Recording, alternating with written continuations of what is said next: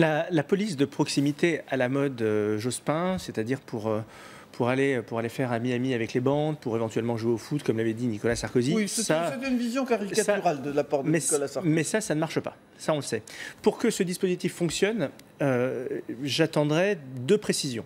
La première, c'est l'expérience des personnes qui sont envoyées sur le terrain. Parce que on a une mauvaise habitude en France, souvent, c'est d'envoyer, par exemple, dans les collèges et les lycées défavorisés, les profs les plus jeunes, et de la même façon, on envoie les policiers les moins expérimentés. Là, dans ce cas-là, ça ne peut pas marcher. Il faut accepter d'envoyer, s'ils sont 20, s'ils sont 30, des policiers extrêmement expérimentés, qui ont de l'influence et qui savent gérer la pression. Ça, c'est la première condition.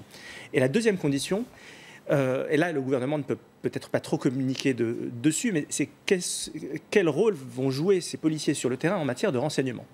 Parce qu'on sait que les renseignements généraux ont été déconstruits. Si cette présence sur le terrain apporte des informations précieuses. Tout le monde voulait la suppression des renseignements généraux comme attentatoire aux libertés. Mais maintenant, justement, les mêmes qui ont dit qu'ils étaient attentatoires aux libertés les défendent. Mais ça, c'est juste un fait historique. Enfin, c'était pas mon cas. Mais si nous avons des personnes sur le terrain qui, extrêmement expérimentées, sont capables de faire remonter des informations, dans ce cas-là, ça peut fonctionner.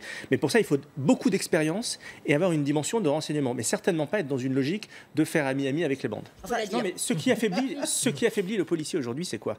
C'est qu'il sait pertinemment que quand il va attraper quelqu'un en situation de délit, il sait pertinemment que cette personne-là sera à nouveau dans la nature 3 jours après. C'est ça qui affaiblit l'autorité du policier. Mais c'est pas vrai. C'est une réalité. Ou alors, le premier sujet, c'est la justice. On n'en parle pas, mais oui. Si on sait que le policier, quand il vous coffre, le maximum que vous pouvez prendre, c'est 24 ou 48 heures de garde à vue, et que de toute façon, après, comme les tribunaux et les prisons sont engorgés, vous serez en liberté, eux, ils le savent. Donc, je peux vous dire qu'ils ne s'en privent absolument pas. Donc ça, c'est un vrai sujet. On ne va pas faire le débat sur la justice ici, mais on ne peut pas dissocier la question de la police comme de la justice. Ils sont absolument corrélés. Bien sûr.